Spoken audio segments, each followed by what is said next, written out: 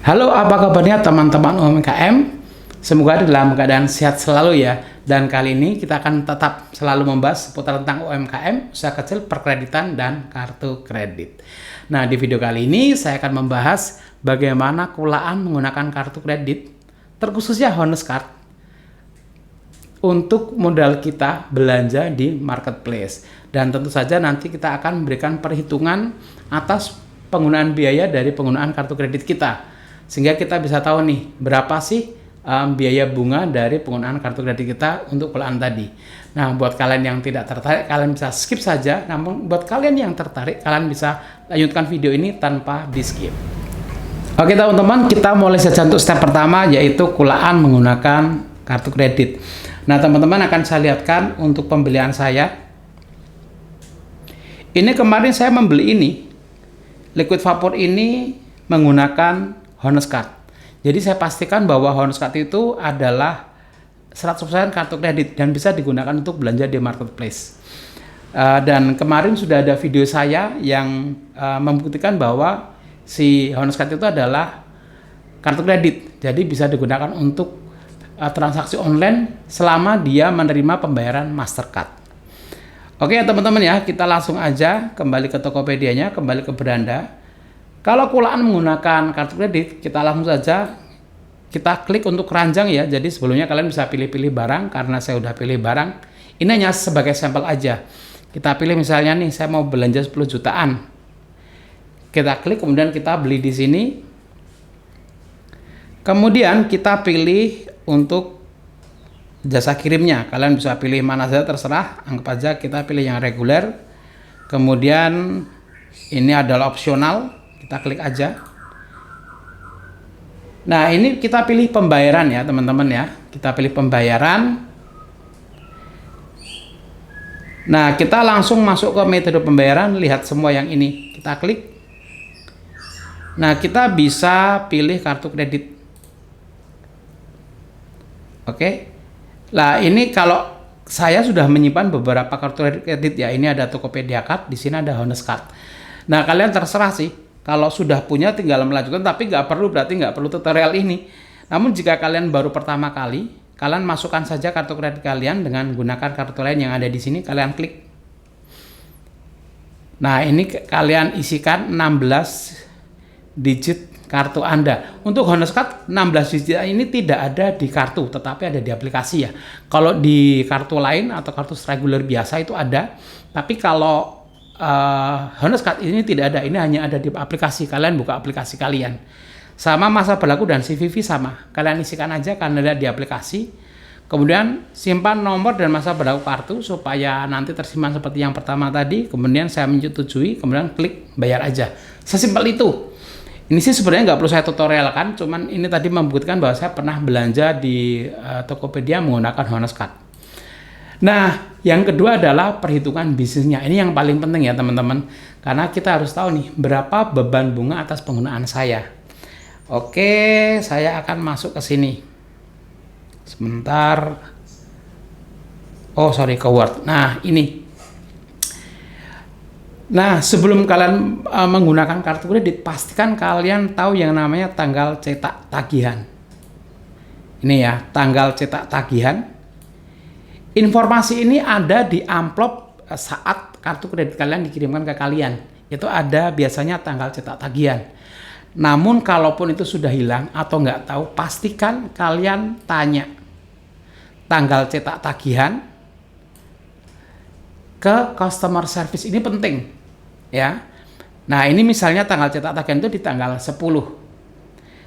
Maka kurang lebih kejadiannya adalah pemakaian tanggal 10 Januari. Ini saya sampelkan di awal tahun ya supaya gampang. Pemakaian tanggal 10 Januari hingga 9 Februari, jadi 1 bulan ke depan, itu akan dicetak di tanggal 10 Februari ya.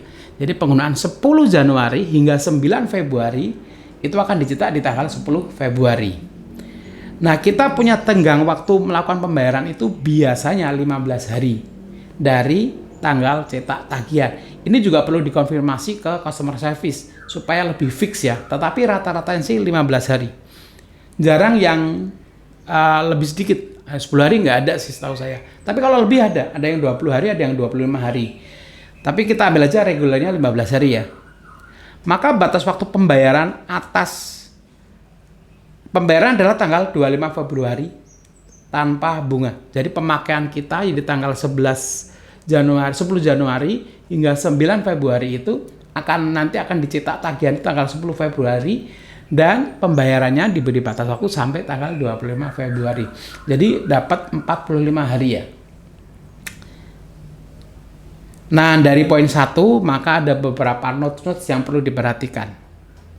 1, pembelanjaan kita sebaiknya diefektifkan secara maksimal dengan melakukan pembelanjaan atau kulaan buat modal ya. Kulaannya itu H+1 setelah jatuh tempo.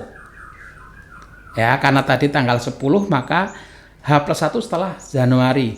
Jadi sebaiknya kalian kulaan belanja itu tanggal 11 setiap bulannya. Case pertama, kita belanja sebesar 10 juta di tanggal 11 Januari. Maka jika dagangan kita habis sebelum tanggal 24 Februari ya, bulan depannya, maka segera kau lakukan pembayaran sebelum tanggal 25 Februari dan kita tidak kena bunga atau tidak kena biaya. Jadi murni bayar 10 juta aja. Ini yang gurihnya, enaknya. Cuman pertanyaannya gini, yang namanya usaha kan ada pasang surutnya. Ya, jadi kita sudah estimasi nih, bisa nih dapat uang segini. Ternyata nggak cukup ya. Maka kita masuk case kedua.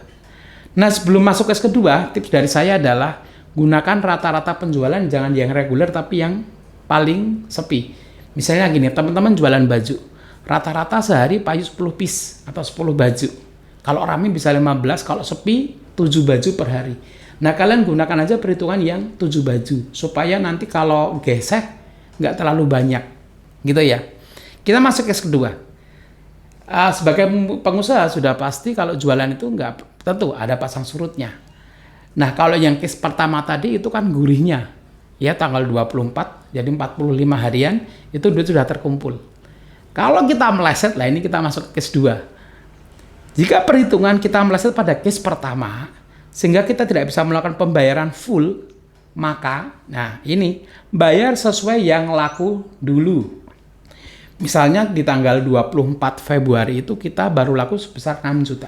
Ya sudah, bayar 6 juta saja di tanggal 25 Februari. Maka di tanggal 10 Maret bulan depannya akan muncul tagihan baru dengan estimasi perincian kurang lebih ya. Tagihan awal adalah 10 juta, kemudian rate 1,75%. Ini adalah rate standar kartu kredit ya. Dan Honest pun juga menggunakan rate 1,75. Dari 10 juta itu 175.000. Kemudian pembayaran pada Februari 6 juta, maka total tagihan adalah 10 juta dikurangi 6 juta, 4 juta ya, kemudian ditambah dengan bunga 175.000. Maka ini akan ada tagihan 4.175.000 rupiah.